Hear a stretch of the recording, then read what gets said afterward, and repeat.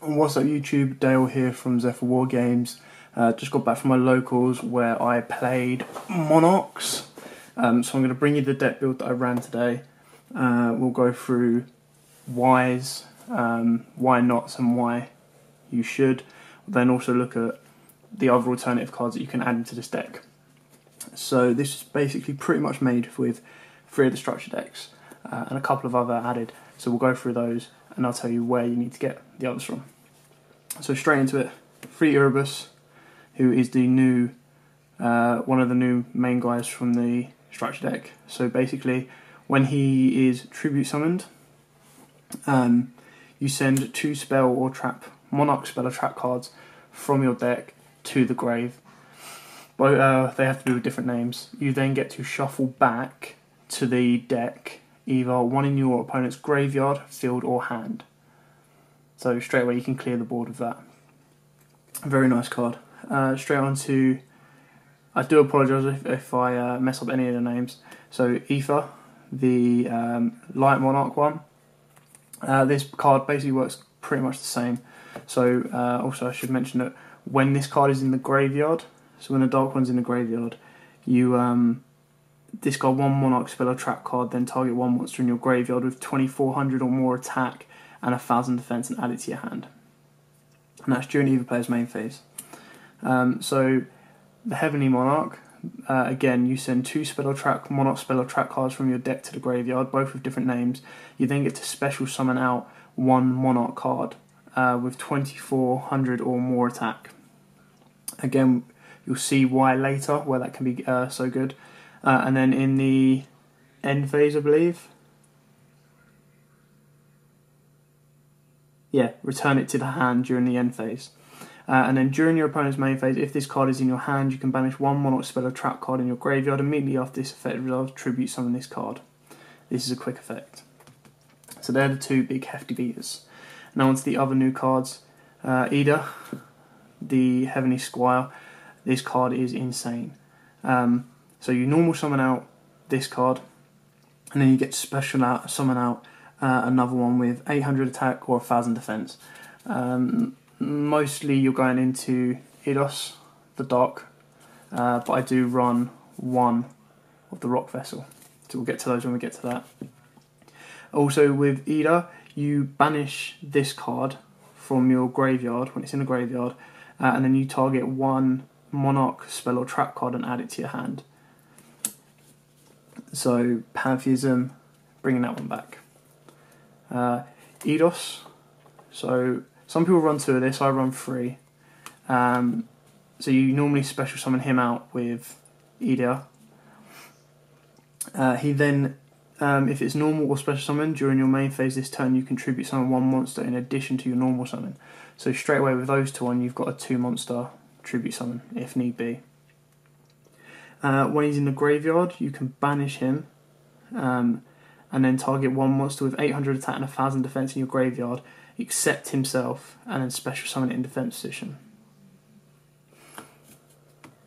So again, you could then special summon out Idia, and then Idia would bring out an Eidos. 1 Rock Vessel, so basically his effect is you target 1 face-up monster your opponent controls. You can't special summon from your extra deck, but you don't run an extra deck with Monarch, so you don't need to worry about that.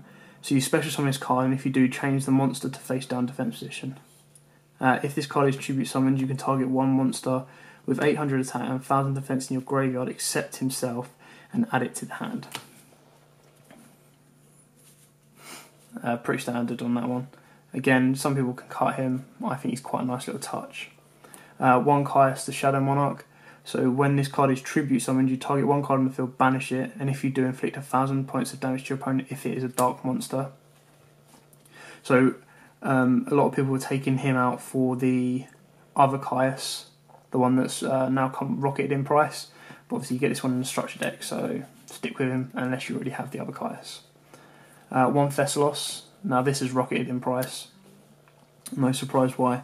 So I'll explain with the field spell later, but basically when you have the field spell on, you reveal a Monarch in your hand with 2800 and then 1000, and it drops it by 2 levels, making it a 1 tribute summon. and when you tribute out Thessalos, you get to look at your opponent's hand, and if it's you look at your opponent's hand and discard one card from their hand. Then, if it was a monster card, you deal damage to your opponent equal to its original level times 200. If this card was tribute summoned by tributing a fire monster, add this additional effect, inflict 1,000 damage to your opponent after that. So it's mainly getting to look at your opponent's card and shuffling one back in. Which is also what's good about Erebus, is when you do it if you go first and you get him out, you then reduce your opponent down to 5 cards again. So you reduce them to 4, they draw into 5. One Kraz. Now the reason you run Kraz is because his effect goes off when he's normal or special summoned.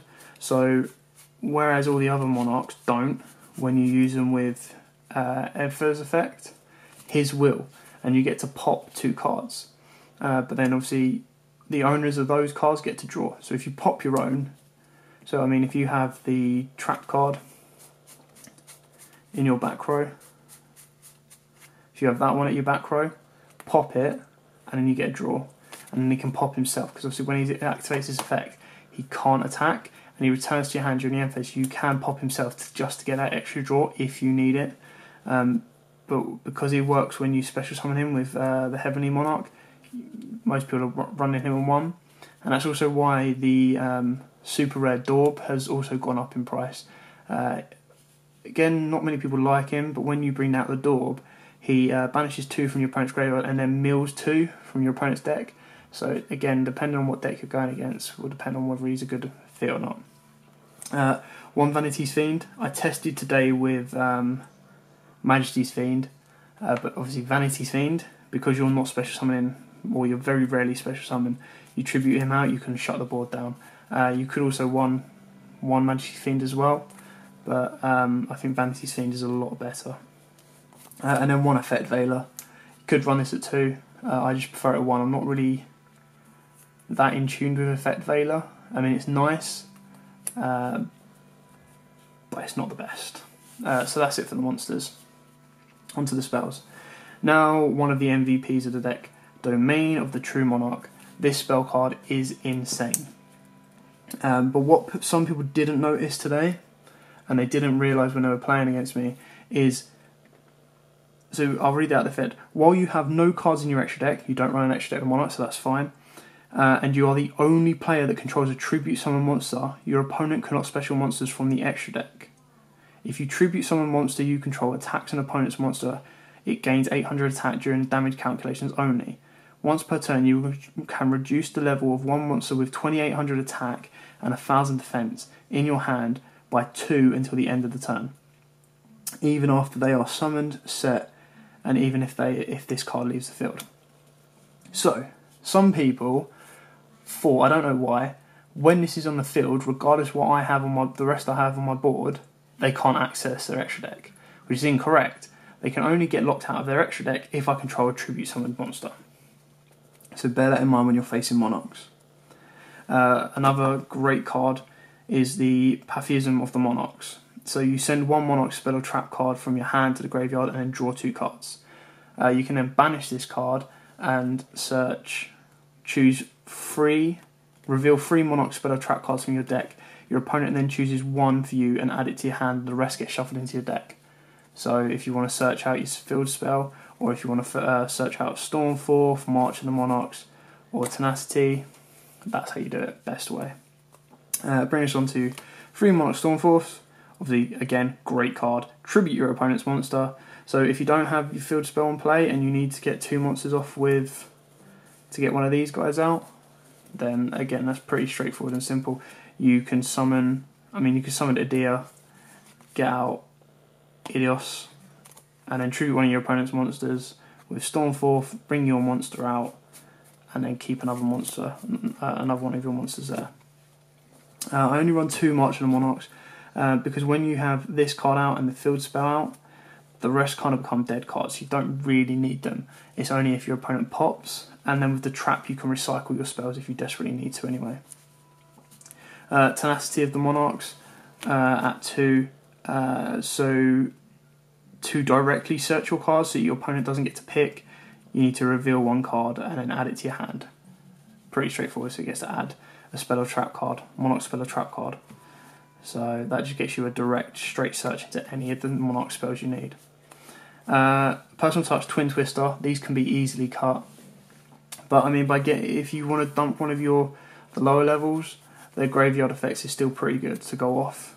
Or even some of your spells and traps that you want to dump. So if you want to dump Pathyism and banish it, and it's just to stop back row, so like Vanities and Mask of Restrict and stuff like that, just to clear that off and get it out of your way.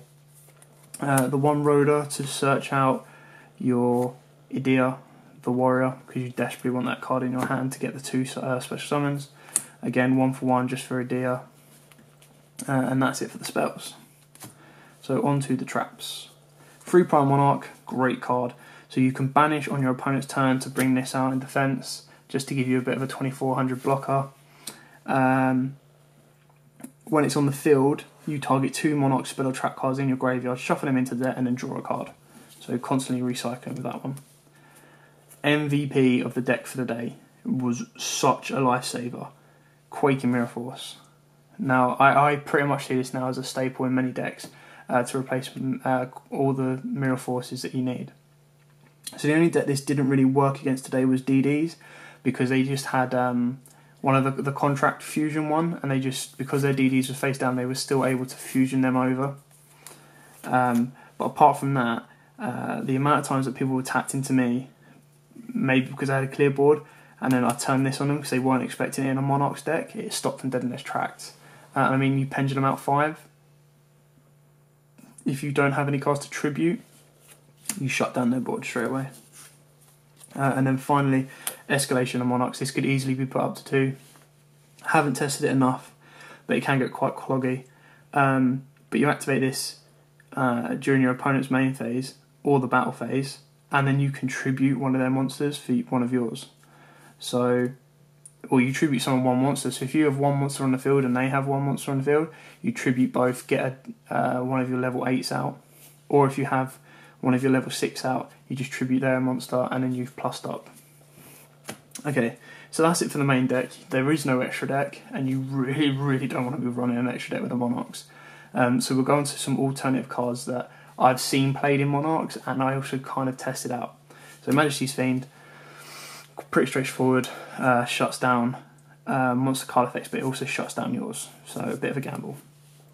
Reinforcement of Truth, again, another way to get out your Dia. So, but you can't conduct your battle phase, but by activating this, you get a Dia, and then hopefully you'd go into Eidos and get your Dark Monster out. Another Karaz, but you don't really need to bump him up, he's fine as he is. The 3rd March of the Monarchs, the 2nd Effect Veiler, there's another one. 3rd Tenacity, 2nd Majesty's Fiend, 2nd Vanity's Fiend, and then Return of the Monarchs. Again, this can easily be put in. I mean, if you want to take the Twin Twisters out, that's absolutely fine. So this card, it allows you to add your bigger beaters when you tribute something.